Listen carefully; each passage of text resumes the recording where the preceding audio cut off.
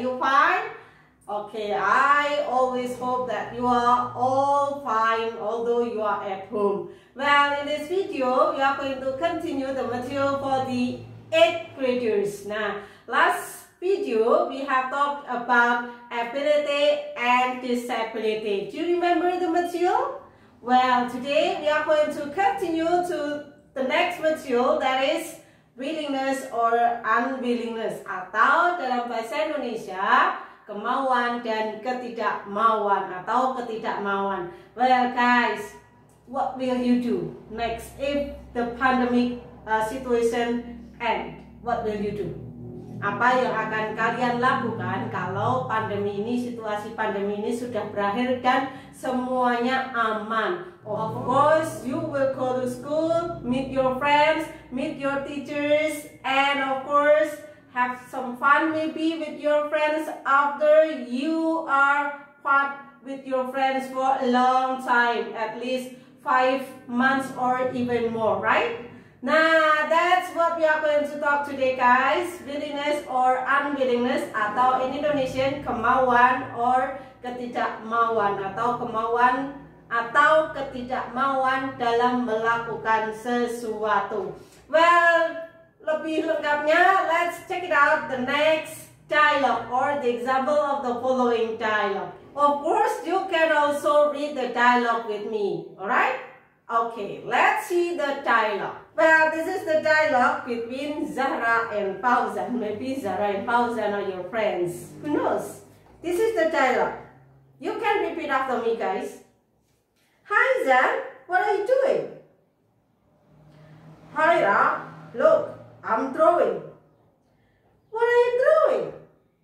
Take a look. I'm drawing sakura tree. Wow, it's beautiful. It's in Japan, right? No, it's in Korea. Will you go to Korea? Of course, I will go there someday. What will you do there? I will take a photo on the snow or beside sakura tree. That must be amazing. Sure. What about you? Will you go to Korea like me? No, I will not go to Korea. I will go to Mecca. That's great. Well, let's hope our dream will come true. Yes, I hope so. Now guys, in the dialogue, there are at least 3 materials that we are going to discuss based on the dialogue. That is the material for English, of course. So when we talk about English, we will always discuss social function, text structure, and of course language feature, atau in Indonesian ada fungsi sosial, struktur teks, dan unsur kebahasaan. Nah, okay, based on the dialogue you have read, I have read, berdasarkan dialog tadi yang sudah kalian baca bersama-sama dengan saya, kita lihat yuk apa itu social function, text structure, and of course language feature based on the dialogue. Kita lihat yang pertama dulu, yaitu social function-nya dulu. Let's check it out. Nah guys, social function atau fungsi sosial itu terkait dengan tujuan. Nah, jadi setiap orang itu bercakap-cakap itu pasti ada tujuannya. Nah, ketika Fauzan tadi berbincang-bincang dengan Zahra, kira-kira menurut kalian apa tuh social function-nya atau apa tujuannya? Yep, of course. The first one is to express something you will do in the future. Di dialog tadi, apakah Fauzan sudah ke Korea? Belum kan? Dia baru bercita-cita atau berkeinginan untuk pergi ke Korea. Berarti Fauzan itu mengungkapkan keinginannya untuk pergi ke Korea suatu hari nanti. Tadi ada kata someday. Bisa juga untuk tujuannya adalah untuk to tell a plan someone want to do in the future. Bisa juga untuk menceritakan, menyatakan suatu rencana yang seseorang inginkan atau ingin lakukan di masa yang akan datang. Nah, tadi seperti yang diceritakan di dialog, si Fauzan ingin pergi ke Korea, sementara si Zahra ingin pergi ke Mekah. Itu semuanya baru rencana, karena belum terjadi kan guys. Nah, what about you? Kalian ingin pergi juga ke Korea atau ke Mekah? Atau ke Perancis bahkan? Siapa tahu nanti cita-cita kalian akan tercapai untuk pergi ke luar negeri, ya kan guys? Nah, itu yang namanya rencana atau kemauan. Di situ dalam dialog tadi, Fauzan itu punya kemauan untuk pergi ke Korea. Sedangkan Zahra itu punya kemauan untuk pergi ke Mekah. Nah, sekarang kita lanjut ke berikutnya, yaitu text structure atau struktur teks. Dalam struktur teks itu nanti kita membahas apa yang ada di dalam dialog tersebut. Yang pertama adalah opening. Kalian perhatikan tadi di dialog ada si Zahra menyatakan, "Hi Zan, what are you doing?" Itu dinamakan opening atau pembukaan. Kenapa harus ada pembukaan? Sudah tahu lah guys. Jadi kalau kita ngomong, bercakap-cakap dengan seseorang, kita tidak bisa langsung capcis-cus ngomong apa yang akan kita laksanakan, apa yang akan kita katakan kan.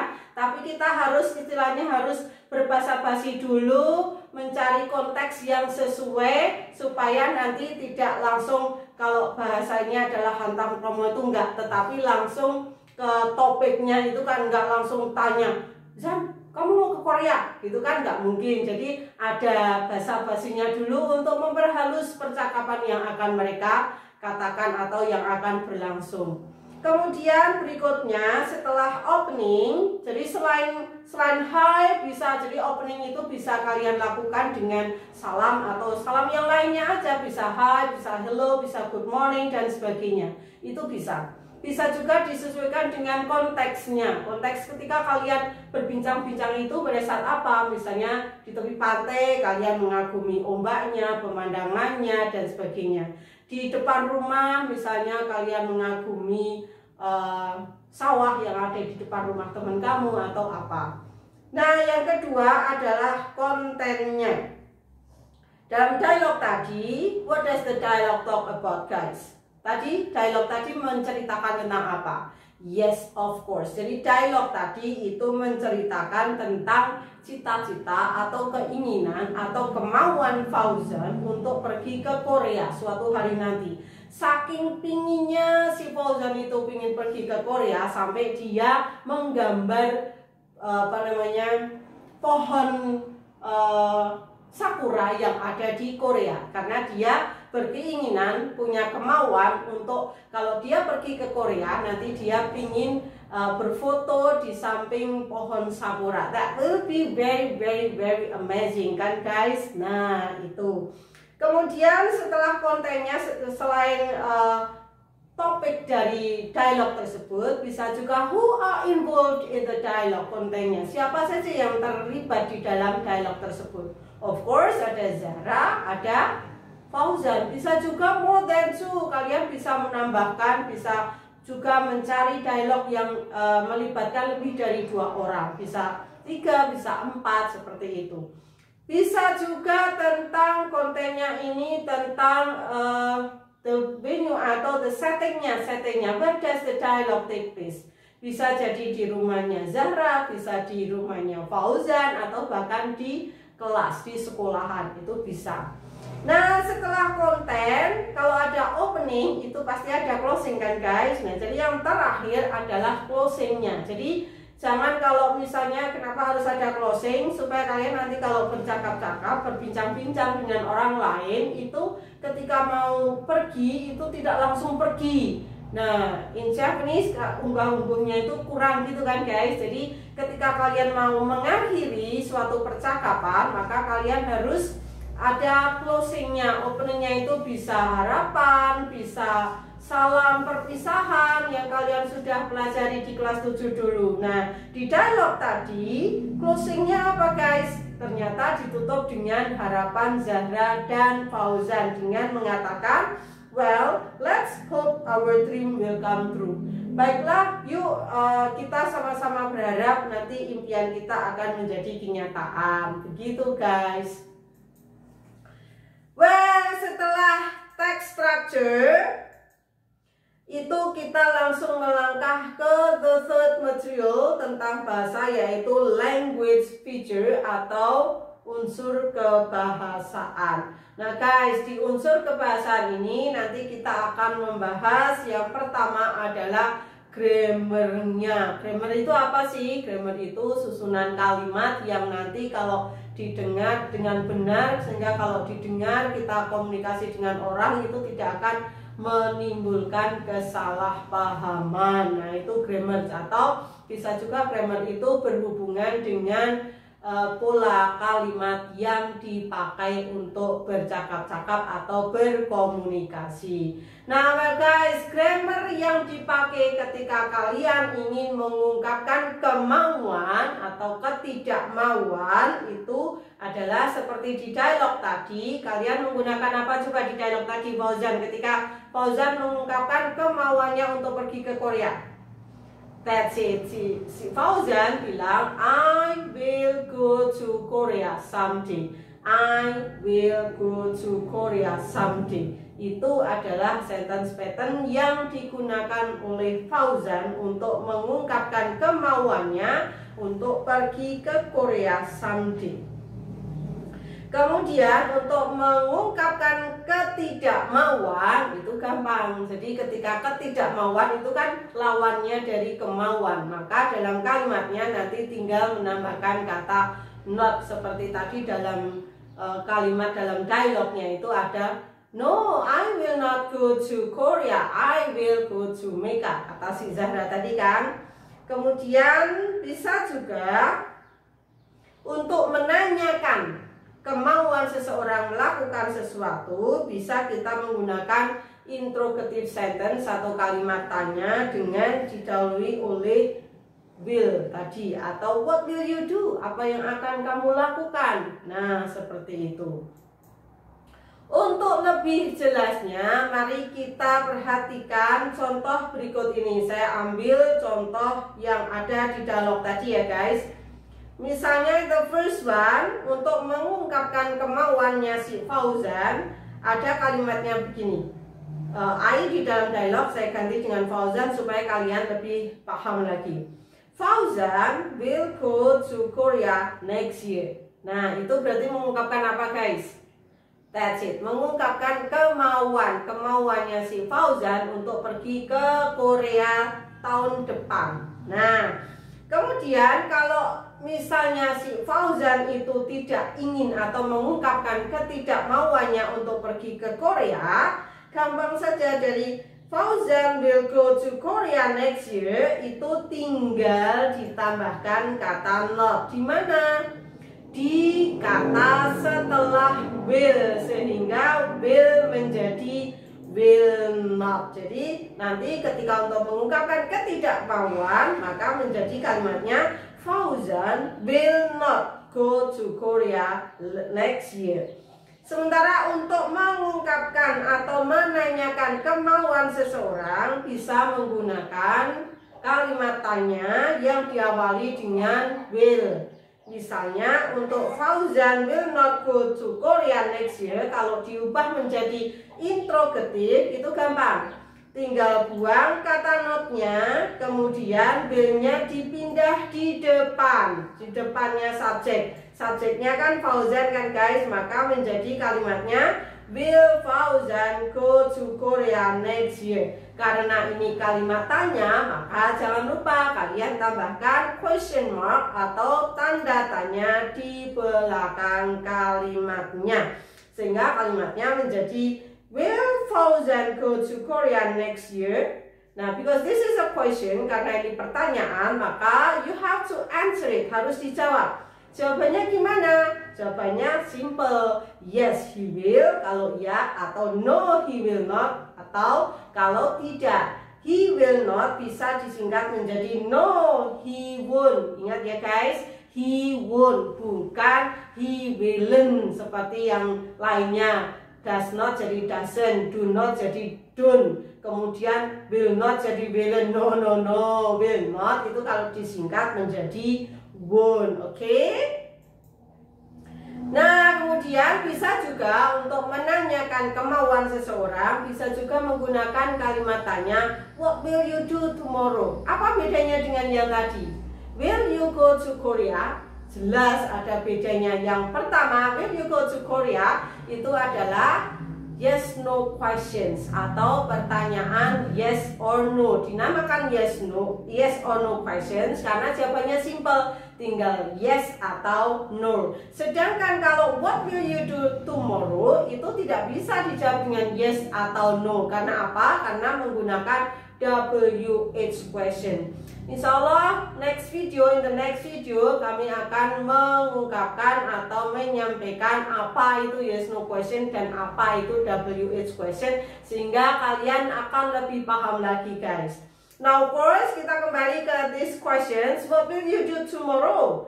Maka tidak boleh dijawab dengan yes, tapi harus dijawab dengan pernyataan. Misalnya I will join English online class tomorrow. Misalnya begitu. Well, setelah grammar tadi guys, kita juga membahas di language feature adalah adverb of time atau time signals-nya. Apa saja kata-kata keterangan yang dipakai pada saat kalian mengungkapkan kemauan atau ketidakmauan. Nah, ini berhubungan dengan social function-nya tadi guys, karena social function-nya itu menyatakan rencana yang belum terjadi, maka kata atau kata keterangannya juga harus menggunakan kata-kata keterangan yang menunjukkan sesuatu kegiatan itu belum dilakukan. Misalnya apa guys? Tomorrow atau besok. Sudah terjadi apa belum? Belum kan? Nah itu. Atau tonight. Tonight itu nanti malam, bukan malam ini. Tonight nanti malam. Atau next week, next month, next year. Atau minggu depan, bulan depan, tahun depan. Atau the day after tomorrow atau besok lusa. Semuanya itu belum terjadi. Jadi kalian bisa menggunakan kata keterangan waktu ini untuk menunjukkan kemauan atau ketidakmauan. Oke?